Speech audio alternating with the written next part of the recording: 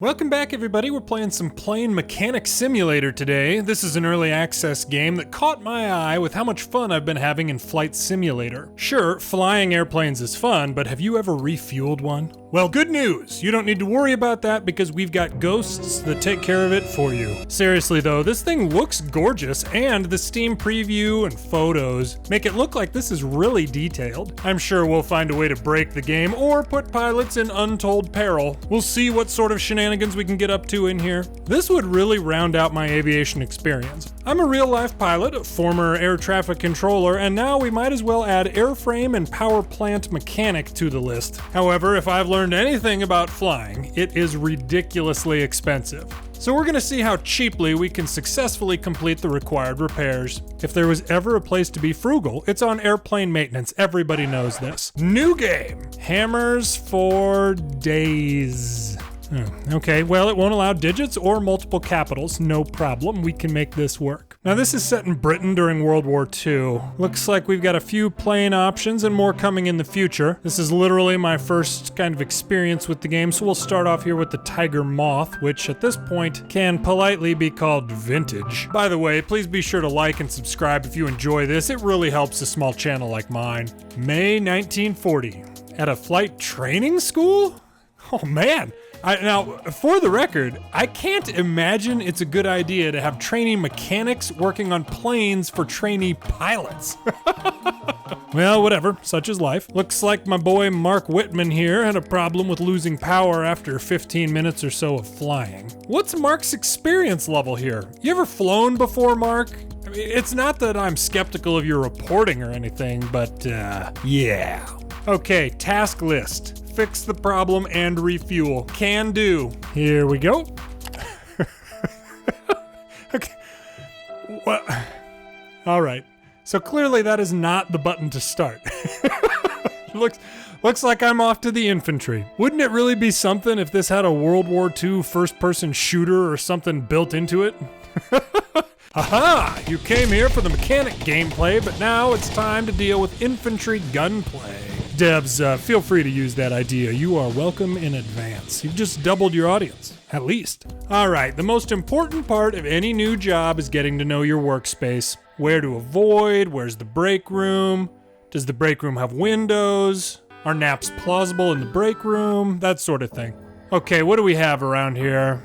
We've got bombs in the maintenance hangar? You guys do know you have rookie grease monkeys in here working on some heap of sparks, kindling, and, you know, flammable gas that some trainee just barely managed to land, right? Maybe we keep the additional explosives in a different area. Maybe I'm talking crazy here. Maybe that doesn't make any sense, but it seems like it makes sense to me. I don't know. A couple machine guns too. Well, excellent. That's good. That'll be helpful in case a pilot swings by and complains about anything. Some ladders. Ooh, a workbench. We'll be seeing you later. Scaffolding, a flag, and a damn fuel truck. Great. Well, thank God the plane is between it and the bombs. No way the explosion from the fuel truck or the bombs could possibly detonate the other. What an amazing safety mechanism we have here. What are the chances those bombs were handled by rookie ordnancemen too? We'll be lucky to make it out of here alive. Well, none of that matters because it's the apocalypse outside too. A swift explosive death might be better than suffering the fate of the rest of the people out there. All right, on to the maintenance. So the FNG said the plane was losing power. The tips, which are quite possibly the most polite crew chief I've ever met. No, sir. No. No. No. No. Ah, that's more like it. Perfect. Anyway, Chief says it's probably the fuel system. We're gonna take a look. Undo the latches and start inspecting. Okay, it looks like the carburetor is bad.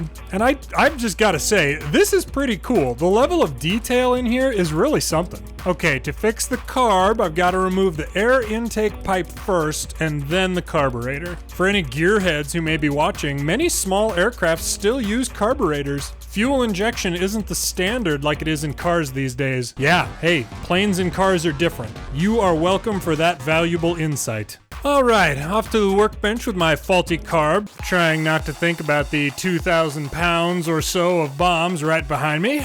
Just need to apply some oil to the carb for the fix and reinstall. But wait, we're on a budget here. Do I have to put in all the nuts and bolts? We could really save some weight if we leave a few out. I mean, these pieces are only right next to and perhaps even attached to the engine. I mean, it can't shake that bad. We've got a war to win here, chaps. We're not gonna do it by wasting valuable resources over securing an internal piece in a trainer. Will it actually let me do this? This right here, finding ways to save money, that is how you get promoted. Okay, we got all that installed. Now time for some fuel. Ladder.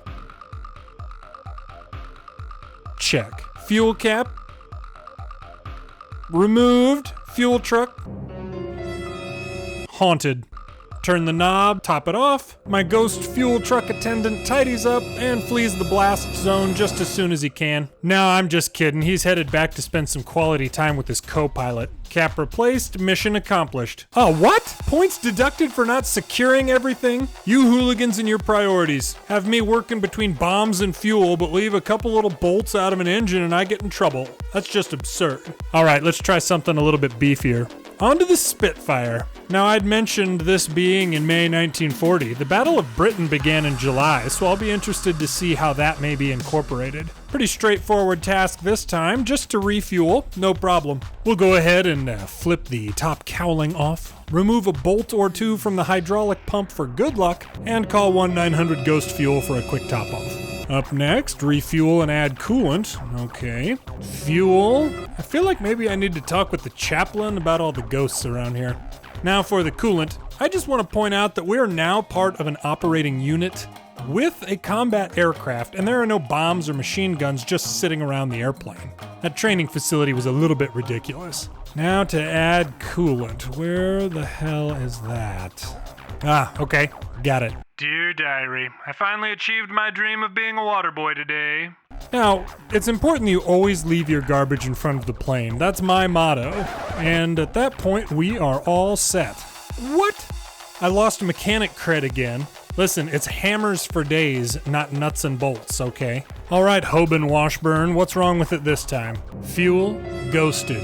Coolant. You know, I could probably be using that little door rather than removing the whole top cowling. Well, we can never be too thorough, except when it comes down to securely bolting things, of course. Coolant tank filled and coolant can placed dangerously. Excellent, we're on a roll. Time to investigate this supposed noise. I also just want to be sure. You've left the cockpit just splayed open in the rain here. Were you born in a barn? Do you actually close everything up when you're flying? Maybe that knocking sound you're hearing is the door banging on the airframe at 300 knots. Just a quick moment here. This really is gorgeous. Plus, while I might go crazy before I find what's broken in the engine, the level of detail is really on display with a task like this. It even makes you wait while unscrewing the bolts on certain large components, which is a really neat touch.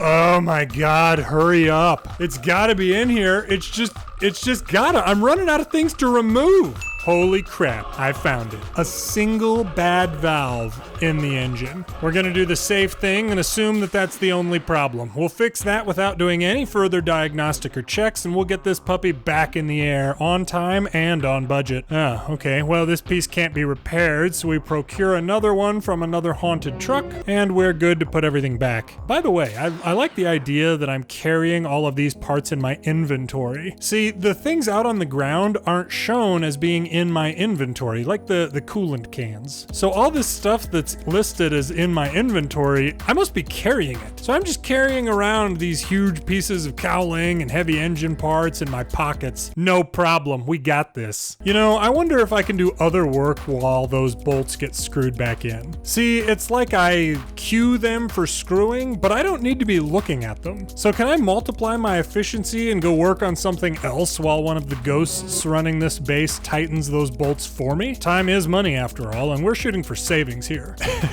Yep, looks like I can. Let's see how much I can get done before those bolts are tight. They've got a real distinct sound, so I'll know when they're done. Come on, come on, come on, come on. Yes. All right, good. Made some good progress there. Now, I wonder if closing the top of the cowling will prevent my spectral assistant from finishing his work. Only one way to find out. And voila, another successful maintenance encounter. Sure, I lost more street cred for things even I thought I'd done right, but the mission was completed. Casper the friendly chief likes my style, and we're gonna win this war without breaking the bank on maintenance. Let me know what you thought of this in the comments. I had a really good time with this.